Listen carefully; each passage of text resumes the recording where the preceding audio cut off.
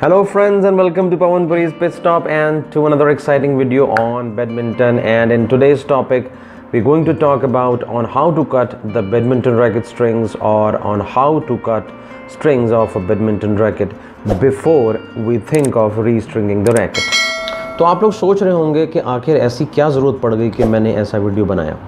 आजकल हम देख रहे हैं कि प्लेयर्स जो है काफ़ी हाई स्ट्रिंग टेंशन रैकेट्स जो हैं उनको ऑप्ट कर रहे हैं और वहीं उन रैकेट्स में काफ़ी ज़्यादा हाई टेंशन पे स्ट्रिंग भी गट करवा रहे हैं। तो ऐसे में क्या होता है कि फ्रेम जो है वो काफ़ी टाइट रहता है और अगर आपने गलत साइड से स्ट्रिंग काटनी शुरू की तो फ्रेम की शेप भी बदल सकती है, यहाँ तक कि फ्रेम जो है वो टूट भी सकता है। तो चलिए शुरू करते हैं। और यहाँ पे मैंने ले लिया है एक पुराना सा रैकेट आपको डेमोन्स्ट्रेट करने के लिए। तो दोस्तों यहाँ पे मेरे पास कुछ चीज़ें रखी हुई हैं जिनसे मैं स्ट्रिंग काटने वाला हूँ, लेकिन सबसे सही चीज़ कौन सी है ये जानना बहुत ज़रूरी है। तो हमने अक्सर देखा है कि लोग जो है सीज़र का इस्तेमाल करते हैं, लेकिन मुझे ऐसा लगता है कई बार कि सीज़र की बारीकी उतनी आसान नहीं होती। कई बार आपका सीज़र का मुंह अगर ज़्यादा खुला रह गया तो गलती से 2 स्ट्रिंग्स भी आप पकड़ सकते हैं। तो उससे ये है कि थोड़ा चांसेस हो जाते हैं। हालांकि हमेशा गलतियां नहीं होती, लेकिन इससे मुझे थोड़ा उतना सेफ नहीं लगता और मुझे लगता है कि कुछ ऐसा होना चाहिए जो एकदम सीधा एक ही स्ट्रिंग पे टारगेट करे। तो ये भी नहीं। अब ये है मेरे पास एक ब्लेड से मैंने सोचा कि एक ही स्ट्रिंग पे जाएगा, लेकिन फिर मैंने सोचा कि अगर मैंने कहीं ज़्यादा जोर लगाया और ये कटी और कटते कटते साथ में ये नीचे वाली भी कट गई तो ये भी गड़बड़ काम है। तो फिर मेरे को लगा कि कोई ऐसी चीज़ ढूंढी जाए जो सिर्फ एक ही स्ट्रिंग पर टारगेट करे, और वो है ये नेल कटर। जी आप भी सोचते होंगे नेल कटर, तो मैं आपको यहाँ पे डेमोन्स्ट्रेट करके दिखाता हूँ कि नेल कटर जब पकड़ेगा स्ट्रिंग को तो सिर्फ एक ही स्ट्रिंग हाथ में आएगी। ये देखिए, ये मैंने पकड़ी तो ये देखिए ये स्ट्रिंग ने एक ही काटी और ये देखिए ये इसका स्ट्रिंग का टुकड़ा ये कट गया। तो सबसे सही चीज़ जो है वो है आपका नेल कटर। कभी भी अगर आप स्ट्रिंग काटें तो हमेशा नेल कटर का यूज़ कीजिएगा। तो चलिए ये तो डिसाइड हो गया कि कौन सा इंस्ट्रूमेंट है जो सबसे बढ़िया रहेगा स्ट्रिंग्स को काटने के लिए। तो दोस्तों यहाँ पे मैंने ये वाइट बैकग्राउंड ले लिया है ताकि आप लोगों को अच्छे से देखें।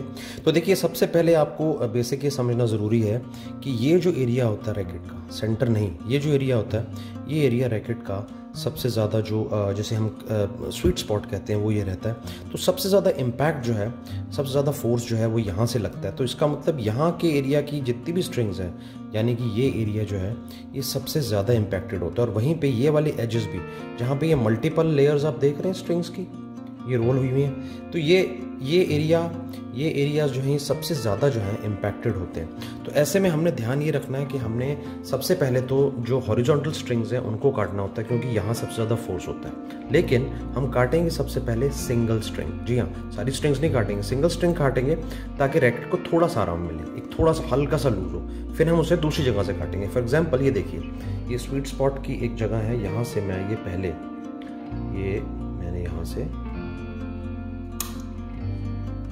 ये काटी, तो यहाँ पे ये एक स्ट्रिंग तो मैंने काट दी है, ये पहले की टूटी हुई है इसलिए आप उसको इग्नोर कर दीजिए। उसके बाद हम और स्ट्रिंग यहाँ से ऐसे नहीं काटेंगे, ऐसे काटेंगे तो रैकेट जो है एकदम से खुल जाएगा।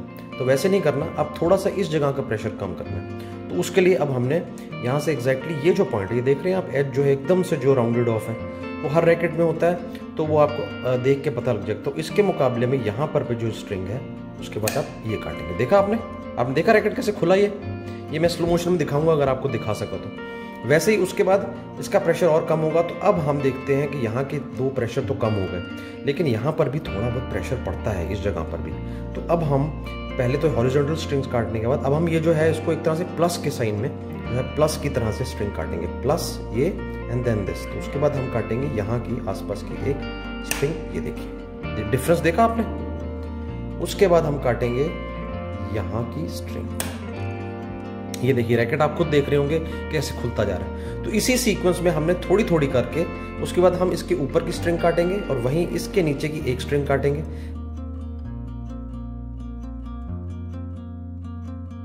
दिखा देता हूं आपको किस तरह से कटेंगी। ये देखिए ये काटी हमने, उसके बाद हम इसकी ये अगली वाली काटेंगे, इसके साथ वाली काटेंगे, उसके बाद इसकी साथ वाली काटेंगे। और इसी सीक्वेंस में हम धीरे धीरे चलते चलते हम आउटर सर्कल तक आके सारी स्ट्रिंग्स काट देंगे, जिससे कि रैकेट जो है बहुत धीरे धीरे बिना किसी इम्पैक्ट के, कम से कम इम्पैक्ट के जो है वो खुल जाएगा। एक्सपीरियंसेस हैं उनको भी शेयर कीजिए कोरोना अच्छी अच्छी वीडियोज़। तो दोस्तों ये तो थे मेरे एक्सपीरियंसेस, और मैं जानता हूँ आपके अपने एक्सपीरियंसेस भी होंगे, तो उन्हें शेयर कीजिए कमेंट सेक्शन में। तब तक अच्छी सेहत रखिए, अच्छे वीडियोस देखिए, कोरोना से बचे रहिए, मास्क ज़रूर लगाइए जब आप घर से बाहर निकलें, और तब तक हैव अ ग्रेट डे।